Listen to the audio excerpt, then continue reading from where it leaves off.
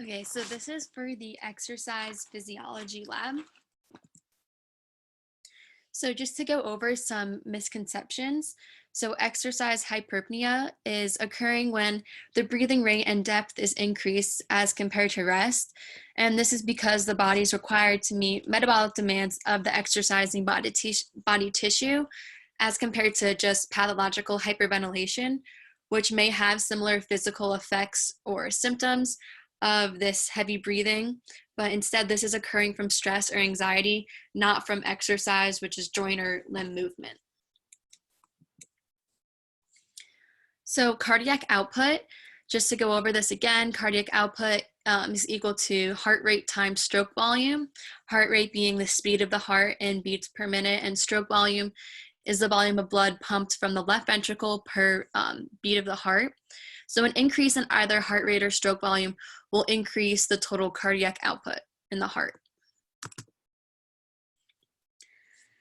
So just some overall things to remind yourself while going through the pre-lab, and is what helped me make predictions for each of the components that we'll be studying in the lab, is reminding myself of what maintaining homeostasis is and thinking about negative feedback loops. And also just a reminder, exercise is considered stress on the body. So here, if we're looking at, so for our factor in this lab, that would be exercise, the participant running on the treadmill. And then we have our sensors. So when our body's exercising, we can have, for example, chemoreceptors like carbon dioxide or oxygen, chemoreceptors that are measuring the amount of carbon dioxide or oxygen in our body, or we can have proprioceptors, which are sensing the movement of our limbs and joints. So then from here, it's going to take it to an integrating center. So we could have, per se, the cardiovascular control center or the respiratory control center. And from this, they're going to have some sort of effect. Either in this lab, we're going to see an increase or decrease in one of the components that we're studying, and we'll be able to see how that's impacted based on exercise. So using this idea that we just talked about, that's how I was able to make my own pre-lab prediction. So just for heart rate, seeing an increase from our normal baseline, tidal volume, which is our the volume of our lungs, seeing an increase in that. As we know, just from ourselves exercising, we're breathing more and heavier. That's why respiratory rate prediction would be increased. Hemoglobin saturation, a decrease, as well as for oxygen consumption, seeing an increase, and CO2, an increase, as well as an increase in mean arterial pressure. And just remember, our control for this lab is just our baseline readings for each participant. So these baseline readings are what we're using as our control. As when we do the lab, we're going to compare it to these readings for each participant to see if there's an increase, decrease, or remains the same for each of the components. So for heart rate is what we're going to see in the lab. So we're seeing that heart rate is increased. This is because the body is compensating for the increased venous return of the blood, because the blood needs to move faster throughout the body, because there are more tissues that are expending more energy and needing oxygen. So we need oxygen to reach more cells across the body. And then using that same negative feedback theory, heart rate is going to be decreased, which or reversed during recovery back to that normal heart rate that we our baseline data started at. So same thing for blood pressure. We're going to see an increase during exercise. This is because the cardiovascular control center stimulates the sympathetic nerves. So this will promote vasoconstriction and increase cardio output. Then blood pressure will be increased. So this allows for a direct blood flow to the exercising tissues that need more oxygen. So if you look at our graphic over here on the right, we are starting at normal blood pressure. Then we're gonna have some sort of stress on the body, which would be our exercise. And then from there, we're gonna deviate from the normal, which is gonna give us that increase of blood pressure above our normal baseline reading. And then this would happen at our recovery stage. We're going to see an increase in blood vessel diameter, which is that vasodilation.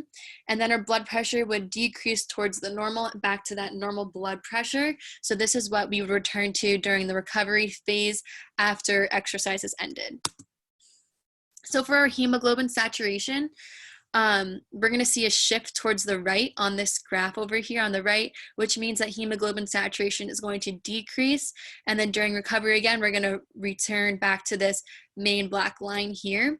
So just to put this in more of a numbers kind of thing, as compared to a pH of 7.4 hemoglobin at a pH of 7.5 would bind more strongly. This is because a high pH tends to bind more tightly to oxygen. Therefore, less of the oxygen will be able to leave from that hemoglobin protein. So less oxygen would be distributed throughout the body into the body tissues. So now before we get into the CO2 clearance and O2 consumption, I just want to go over the respiratory control center. So we have our proprioceptors that are sensing the movement of joints and limbs that are going to direct this to the CNS, and the CNS is going to receive this information and direct it to the respiratory control center, and the medulla is what's going to be responsible for increasing either the breathing rate and breathing depth. So now we can look at CO2 clearance. So this is increased during exercise because, as we know, CO2 is a waste product when producing energy, and too much of this CO2 is harmful to our body. So we need to have CO2 leave our bodies at a faster rate, which is why the clearance will be increased. Then we can look at, so for O2 consumption is going to increase as well because more of our tissues need oxygen during exercise, and then both of these are reversed during recovery using that same theory of homeostasis and negative feedback. So now we can just look at an example problem. So basically we're given everything that we need in our formula: tidal volume, EtO2 and EtCO2, and we're also giving our respiratory rate here is 20, and we're just going to plug all of these numbers in to get 4 liters of oxygen per minute and 2 liters of CO2 per minute for both of these equations. And as for body temperature, this will increase. As we know, more reactions are occurring in the body, and heat is a byproduct that is given off. And we know that when we exercise, sweat is the way our body uses thermoregulation for that heat to leave our body, and this is also reversed during recovery. So now just looking at this case study to really tie this all together. So we have this 71-year-old sedentary, not very active African-American woman, and she has had type 2 diabetes for 10 years. Medical history, we see she's had a stroke, valve prolapse, restless leg syndrome, and a hip replacement. Blood pressure, 144/68, which could, lead to some hypertension. And the screenings that we're going to look at, so the action is what they're going to have her do is a 12-week supervised aerobic exercise program. And this is for 3 days per week for a duration of 30 minutes per day. And they took these readings of height, weight, waist to hip ratio, systolic, diastolic, blood pressure, cardiovascular disease risk assessment. These were all taken before and after this program was completed.